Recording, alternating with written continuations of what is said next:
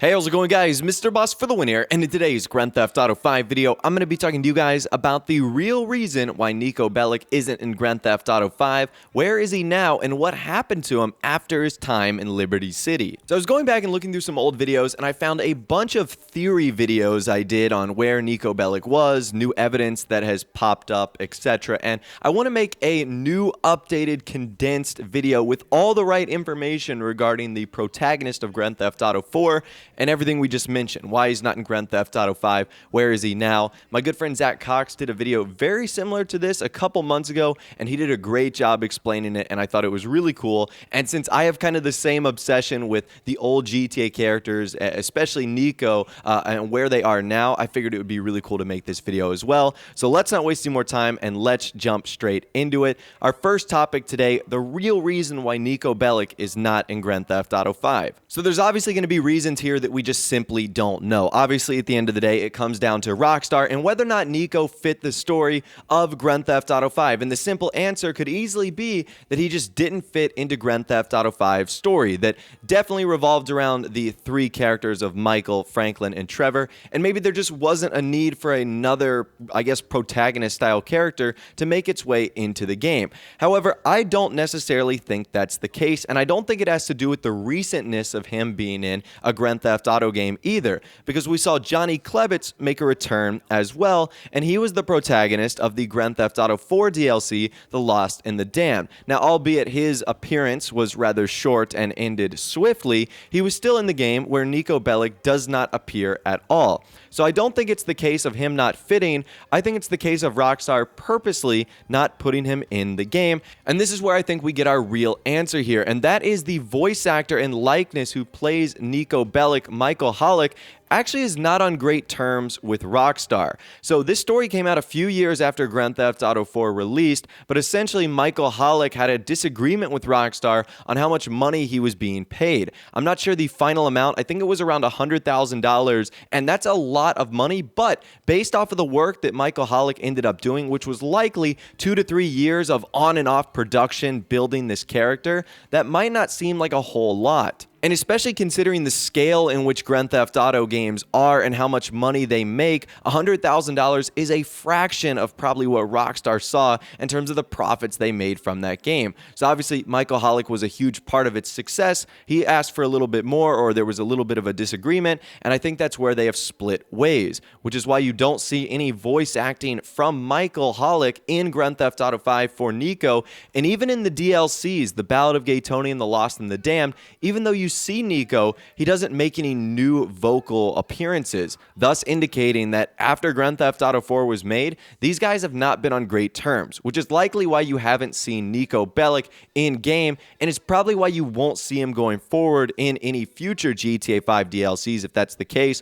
or in any other future Grand Theft Auto games. So now that you know why Niko Bellic is not in Grand Theft Auto 5, we need to talk about where is he now. So from the time of Liberty City till Los Santos, Grand Theft Auto 4 to Grand Theft Auto 5, it's essentially been 5 to 6 years, with GTA 4 taking place in the fictional universe in 2008, and Grand Theft Auto 5 taking place in the fictional universe 2013. Since Niko Bellic was 39 in Grand Theft Auto 4, that would make him roughly 44 to 45 years old by the time Grand Theft Auto 5 would have occurred. So he wouldn't be old or decrepit or anything like that. He still would have been a normal age, and I'm sure capable of still continuing all the things he did in Liberty City out in Los Santos. But where is he now? So honestly, all of the signs that we see from other characters in Grand Theft Auto 5 really do indicate the fact that Niko Bellic is dead. And for the longest time, that was probably the assumption that after the ending of Grand Theft Auto 4, which we'll talk about in a little bit, Niko Bellic might have just died. We have our first quote from Lester. This is actually right before the jewelry store heist, where he's talking about an Eastern European guy that was making moves in Liberty City. Mostly just disappeared. That crew from the south, they all went down. There was an Eastern European guy making moves in Liberty City, but he went quiet.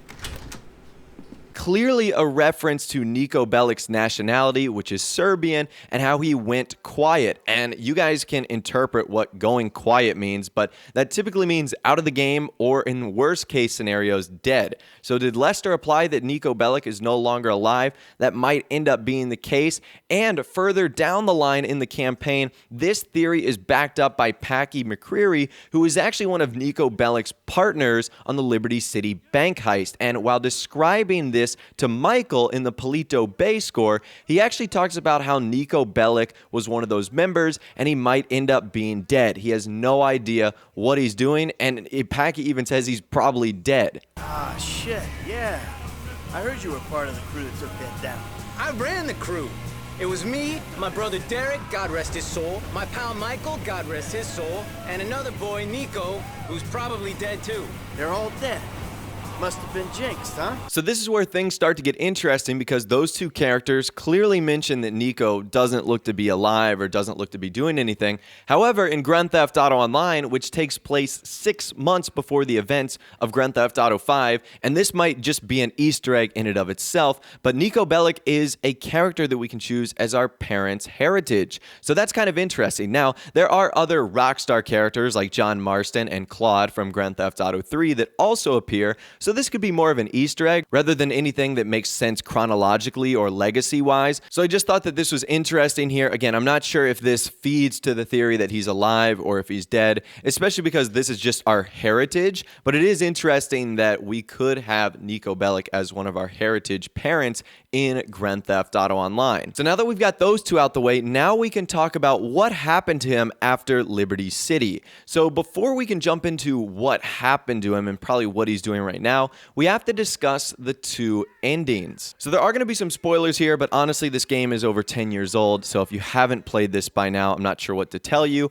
One of the endings is where Nico's cousin Roman dies, and it's kind of suggested that because his fiancée Mallory was pregnant, that Nico would then be kind of the father figure for that child. So I wonder if he would listen to Mallory and become kind of the father figure that Roman was supposed to be, looking after and taking care of this child. That's kind of one theory right there, and if that was the case, it's likely that he would have stayed put in Liberty City and kind of lived a low-key life that didn't involve crime. And then the second ending is where Nico's happiness is kind of stripped from him. I mean, both endings are not good in any way, but it's where his girlfriend Kate McCreary is actually shot. And it looks as if from this entire ending, Nico was finally going to have a normal life where he was going to settle down with Kate, but then boom, you know, that's taken from him at the very end. Kate is killed.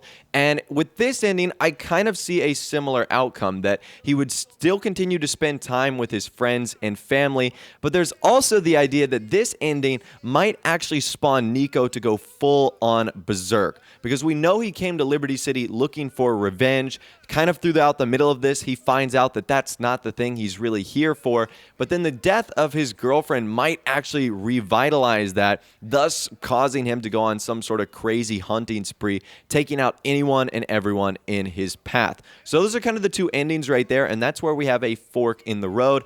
However, we don't get a clear example of what happens, but we do get some information based off of a Life Invader page that can be found on Jimmy DeSanta's laptop. So in order to check this out, you've got to have Jimmy, Michael's son, present at this table with his laptop open, and you should see this page for Niko Bellic. Now, it's a little hard to read, but I'll try and give you guys the best description I can right now. So obviously, this is Niko Bellic's page. You can see he is a driver at the Bellic Cab Services. So at least his occupation publicly that he's pronouncing to everyone is he is a cab driver for Roman Bellic. He lives in Broker. He also posted a status update that was happy birthday, Roman. So apparently when this is happening, it is close to Roman's birthday. Some of the people that liked this was Mallory, Jacob Hughes, and 18 others. He also posted a photo in Chinatown, which might indicate that's where he was recently. He only has 3 family members, with the one that is exposed, Roman Bellic, 24 friends, with the 3 that are exposed, Mallory, Jacob, and Brucey Kibbutz, who also appears in GTA 5,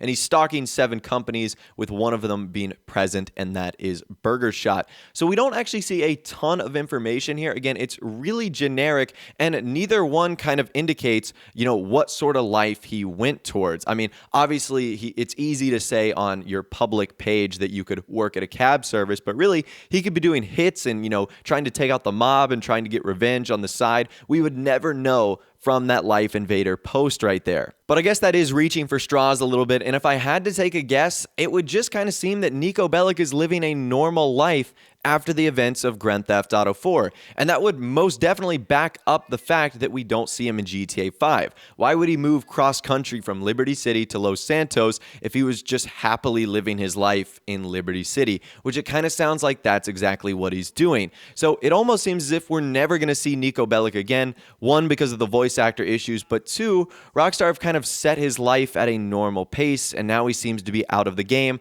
based off of what everyone has said, and also based off of this Life Invader post, which suggests he's living a very normal life. So I'd most definitely love to hear from you guys in the comment section down below. What do you think happened to Niko Bellic? Do you think this is the reason he's not in Grand Theft Auto 5? What do you think he's doing now after GTA 4? I'd love to hear from you guys there. Also, if you want to see me cover any of the other Grand Theft Auto series protagonists, maybe like CJ from San Andreas, Tommy Vercetti from Vice City, let me know your thoughts, opinions, and more in the comment section down below. If you guys did go and enjoy this video, a like rating would of course be awesome. And also subscribe to my YouTube channel if you are new or you like daily GTA 5 videos like this. Without the way, guys, like I said, thanks so much for watching. Take care, and I'll see you guys in the next video.